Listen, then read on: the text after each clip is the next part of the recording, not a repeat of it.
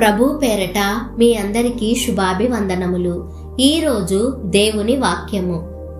తన్ను తాను హెచ్చించుకొనువాడు తగ్గించబడుననియు, తన్ను తాను తగ్గించుకొనువాడు హెచ్చింపబడుననియు చెప్పెను.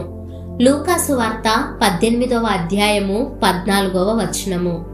ప్రియ సహోదరి సహోదరుడా, పరలోకంలో అత్యున్నత స్థానానికి చేరగలిగిన వారు ఎవరంటే ఈ భూమి మీద అతి తక్కువ స్థానాన్ని స్వీకరించి వారిని వారు తగ్గించుకున్నవారే.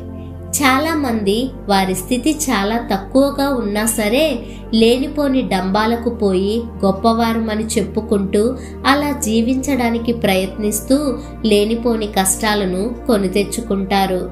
కానీ దేవుని బిడ్డలమైన మనకు ఇటువంటి స్థితి క్షేమం కాదు.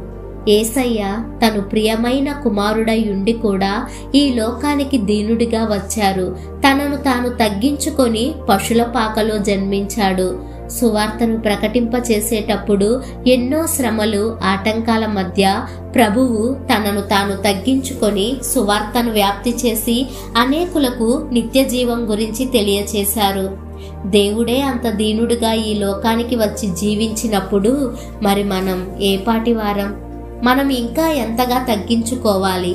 మనకు ఎన్ని ఆస్తిపాస్తులు ఉన్నా, ఎన్ని తలాంతులు ఉన్నా, ఎంత గొప్ప స్థాయిలో ఉన్నా అవన్నీ ప్రభు మనకు ఇస్తేనే మనం కలిగి ఉన్నాం. కానీ మన తెలివితేటల వల్ల కాదు.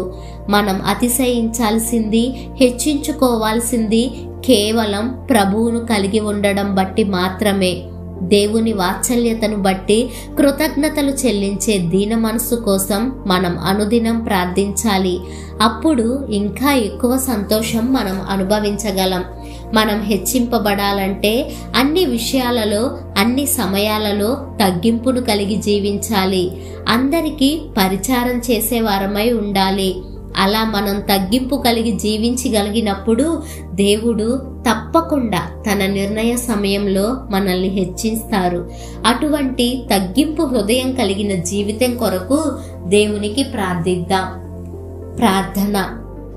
మహోన్నతుడా, సర్వోన్నతుడా, సర్వాధికారి, దీనుడా, నీ ఘనమైన నామాన్ని బట్టి నీకు నిండు కృతజ్ఞతలయ్యా.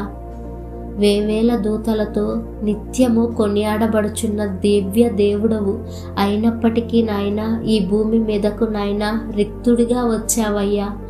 మా మధ్య నాయన నా తండ్రి పాపులమైన మా కొరకు నాయన ఈ లోకంలో సిలువ యాగాన్ని చేశావు నా తండ్రి. అందరి చేత నాయన చీదరించబడ్డావు. ఎన్నో అవమానాలు, నిందలు అయ్యా, వీటన్నింటి మధ్య నాయన నిన్ను నీవు ఎంతగా తగ్గించుకున్నావయ్యా. మరి నీ బిడ్డలమైన మేము కూడా నిన్ను పోలి జీవించాలి కదా. అటువంటి తగ్గింపు కలిగిన జీవితం, నీ రూపులోనికి మారగలిగిన జీవితం, నీ గుణగణాలు పొందుకొని నీ ప్రేమను ఈ లోకానికి పరిచయం చేయగలిగిన దీనమైన జీవితం మా అందరికీ దయచేయమని యేసు అను సర్వశక్తి కలిగిన నామమున ప్రార్థిస్తున్నాము తండ్రి. ఆమేన్.